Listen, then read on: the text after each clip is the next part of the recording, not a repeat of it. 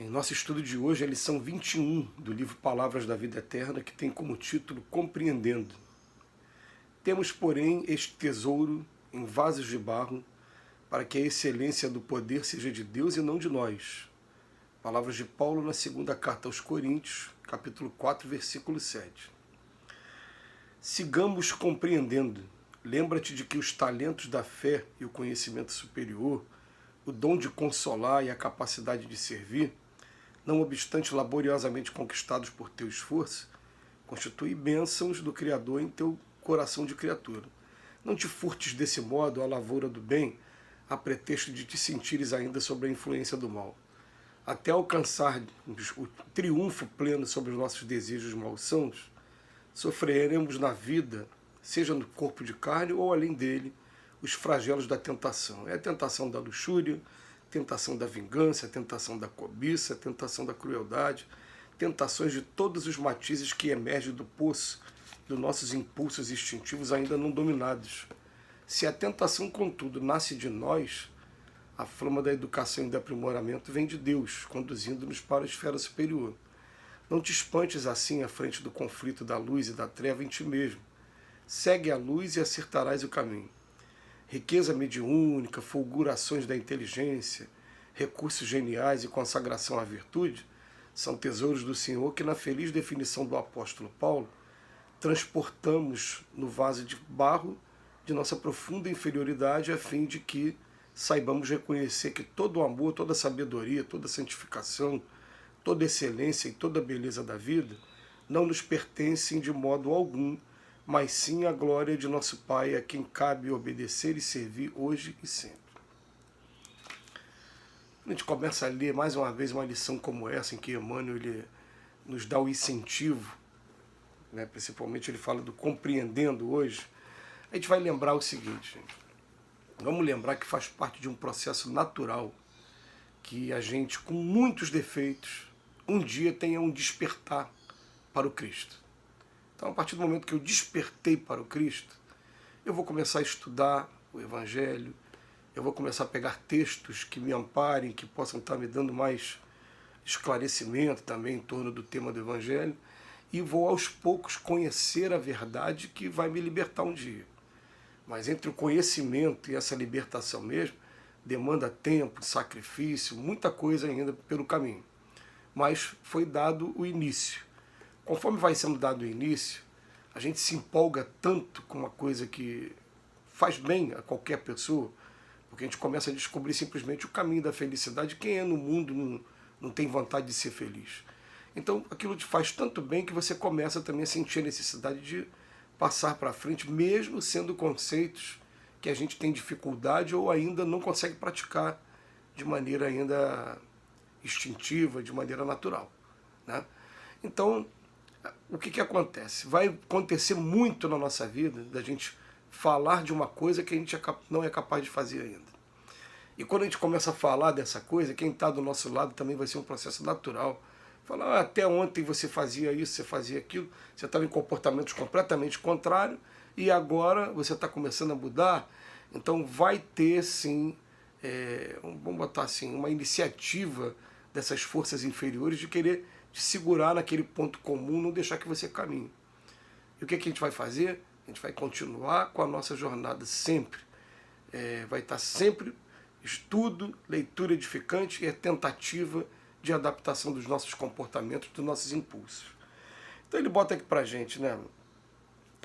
Temos, porém, esse tesouro em vasos de barro, para que a excelência do poder seja de Deus e não de nós. A gente começa a trazer Deus para dentro da gente. Começa a trazer Deus para dentro da gente, aos pouquinhos. E ele vem falar aqui, uma frase que Emmanuel usa de várias formas diferentes. Não te furtes a lavoura do bem, a pretexto de te sentires ainda sob a influência do mal. Isso é sério, porque eu vi alguns amigos, né, alguns conhecidos no meio do caminho, eles falarem assim, não, eu não estou preparado para isso, não.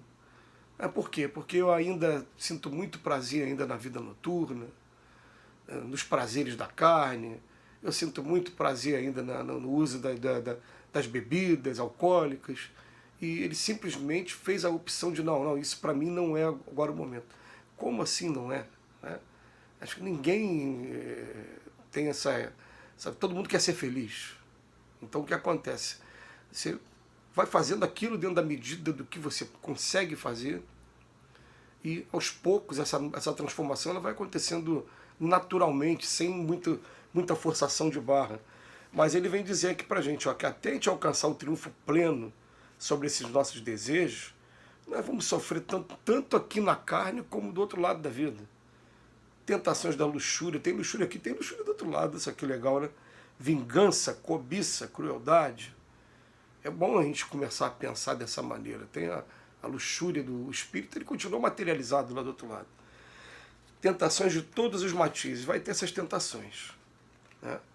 Agora, se a tentação está nascendo de nós, essa luz do Evangelho ela está vindo de Deus o tempo todo e conduzindo a gente para a esfera superior.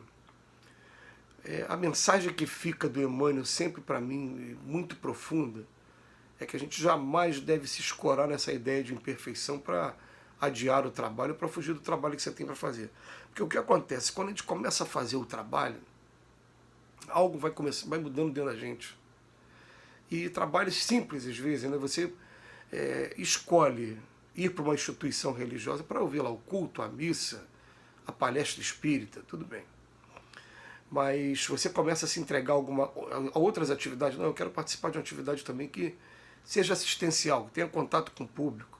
Nós vamos para a rua entregar comida, nós vamos montar cesta básica, nós vamos fazer doação de roupa no bazar, nós vamos fazer um projeto para as crianças. Começa a se envolver com algum trabalho e aquilo começa a modificar você, porque você está simplesmente divulgando a doutrina.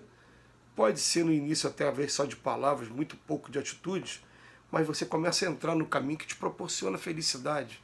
Você vai perceber mudança na sua vida e essa mudança ela é muito positiva e muitas das vezes vai estar afastando aqueles pensamentos de depressão, de síndrome do pânico, pensamentos de tristeza, porque a natureza começa a conspirar junto com a gente. Você está tomando um caminho diferente e vai sendo dada oportunidade. É semelhante, gente, a gente pensar assim, né? Aquele aluno que está dando problema o tempo todo, de repente ele começa a se interessar a estudar matemática, e o professor de matemática vai ficar, opa, já que ele está se... vamos lá agora, chegou a hora, e começa a fornecer os elementos. É a mesma coisa com a gente. Então, chegou a hora de se interessar, começa a oferecer esses elementos para a gente.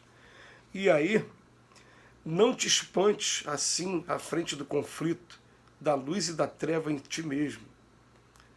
Isso que a gente fala, né, fazendo esse estudo já há algum tempo, das obras de Emmanuel, o Emmanuel vai ter um momento, bate a sopra, como fala no jargão popular. O que ele vem falar, ó, gente, é normal, mas o nosso papel é o de incentivar vocês sempre para frente, para o alto. Então eu vou estar dizendo para vocês que não te espantes, mas logo na lição seguinte, mas vamos seguir em frente, não vamos ficar também preso também, né, marcando passos nesse lado inferior, não. Então, sempre bate a sopra para a gente aprender. Vamos aprender a respeitar a gente, vamos aprender que ninguém vai chegar à perfeição de uma hora para outra, porque a natureza não dá salto, mas ao mesmo tempo, vamos cobrar da gente também, melhora sempre. E isso é muito bonito, é muito interessante, é o segredo dessa vida. Segue a luz e acertarás o caminho. Olha a mensagem do Emmanuel. Mensagem de incentivo o tempo todo. Depois ele vem falar, se você tem riqueza mediúnica, ou então tem inteligência, tem recursos geniais e consagração à virtude, fala, todos esses são tesouros do Senhor, que na feliz definição do apóstolo Paulo, transportamos no vaso de barro da nossa profunda inferioridade, a fim de que saibamos reconhecer que todo o amor, toda a sabedoria, toda a santificação, toda a excelência, toda a beleza da vida, não nos pertence de modo algum. Gente, isso parece assim, para algumas pessoas, fanatismo. Mas não é fanatismo. Daqui a pouco a gente vai descobrir que nós temos aqui amigos nossos do outro lado da vida. E entre eles vai estar o nosso anjo da guarda, vai estar os espíritos superiores, vai estar espíritos que são familiares a nós, que estão o tempo todo montando os cenários, nos intuindo para que o processo evolutivo aconteça. A gente fica pensando, mas tem gente preocupada com a gente sim. E eles ficam muito felizes quando a gente começa a tomar esse caminho, mesmo com nossas imperfeições. Que Jesus nos abençoe hoje e sempre.